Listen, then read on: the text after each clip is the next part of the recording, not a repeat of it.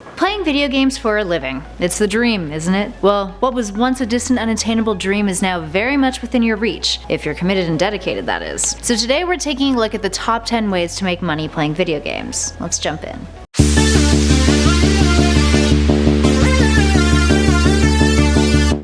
And at number 10 is becoming a quality assurance tester. While this one would be the ideal job, it's still likely that it's one of the hardest ones to obtain on this list, aside from our number 1 spot, but we'll get to that later. But that being said, it's not totally unheard of. Many people end up achieving this by going alternate routes, having a YouTube gaming channel for example, and having products sent to you to review and exhibit. But also keep in mind that traditional jobs as developers are also still possibilities, and sometimes pop up in job postings, but it's highly competitive to even get into the interview stage, and you really need to be well versed in gaming. And if you get it, remember, you'll likely be playing levels over and over and over again to spot any bugs. So if you're down for the repetition, well then maybe this is something that might work for you. And at number 9 is become a developer. Yeah, easier said than done. But the best way to play games is to make them. Whether it's something you do in your spare time for fun, or something you're working on making a career towards, which hey, let's be honest, that's where you'll make the money compared to it being a hobby, learning how to dev has become a sustainable skill. There's even university courses on it. For starters, take a look at programs and engines like Unity, Twine, Stencil, or GameMaker. Check out game jams and make connections with others crafting their own games. And do your research. The GDC Vault is a good place to start. And at number 8 is start a gaming blog. Before you write this one off, let's take a look at how blogs are super useful. They can get you traffic. You can use it as a home-based website to direct people to. You can get ad sponsorship on it and increase your revenues. And it's a cleaner way to keep up communication with your audience base outside of social media DMs. Yeah, they can be tedious to maintain, but the benefits may be worth it if your content is interesting enough and you're committed to consistently posting. Up next at 7 is podcasts. Want to start a podcast about your favorite game? Or a specific gaming niche you enjoy? Well, there's a ton of ways that podcasts in general can be beneficial. After promoting the crap out of it on social media, if you manage to get enough of a following, sponsorships can get you around $25 per 1,000 downloads for a mid-roll second slot mention. It can also get your foot in the door to other career avenues, giving you a reason to network and interview others in the gaming industry. And at number 6 is ghost gaming. Similar to the concept of ghost writing, this one is where you play games for someone else in order to advance their progress. Essentially, it's doing the dirty work for someone else so they can bask in the glory. There was a huge surge of this back when Pokemon Go first came out, and people were paying other players to catch Pokemon for them and advance their level so they could confidently compete at gyms. High-level players were also selling their accounts on Craigslist and eBay for up to $1,000 a piece. And at number 5 is in-game merchants. Another way to make a pretty penny is to sell products in-game. Farming materials and selling them to other players is one way to make some cash on the side. There was actually a player who became a real-life millionaire from selling digital goods on Second Life. And Shi Chung, aka Aylin Garef, built her own corporation in the game, starting with small-scale purchases of virtual real estate, eventually expanding to larger properties, and even moving her business into the real world. But be careful with this one. Some games prohibit this, like World of Warcraft, and you can get into some trouble for doing so. So do your research. And at number 4 is Major League Gaming, game battles. So there's a lot to talk about for Major League Gaming, but let's focus on game battles for this number. An offshoot of MLG, game battles lets users sign up for free and play competitively in over 100 different games. There's over 9 million members right now, with over $4 million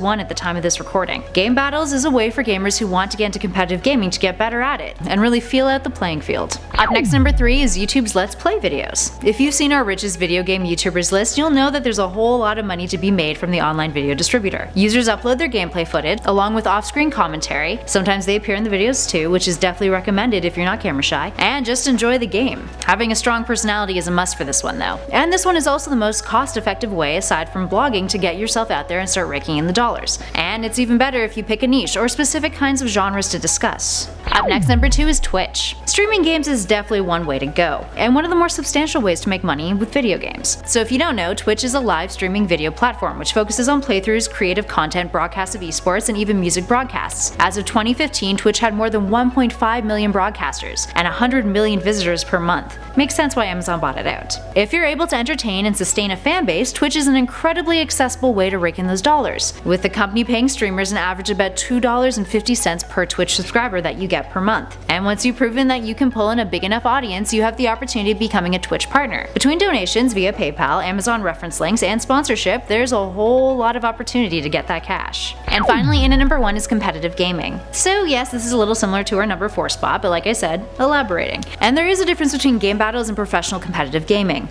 There are professional players who have made over $2 million out there, but those are the best of the best, and generally, like most other athletes, start their careers when they're really young, starting around 14 or 15 years of age. It takes a ton of practice, commitment to a certain game, trying out for teams, and dedicating yourself to it. It's more work than a 9-to-5 job, but definitely worth it. So there we have it, friends. Have you personally given any of these a try? Are there other ways to make cold hard cash from playing games that we didn't mention in this list? Give us a shout in the comments below and share your stories. We'd love to hear them. But for now, I'm Kelly Pally for Top 10 Gaming, and I'll catch you guys in the next one.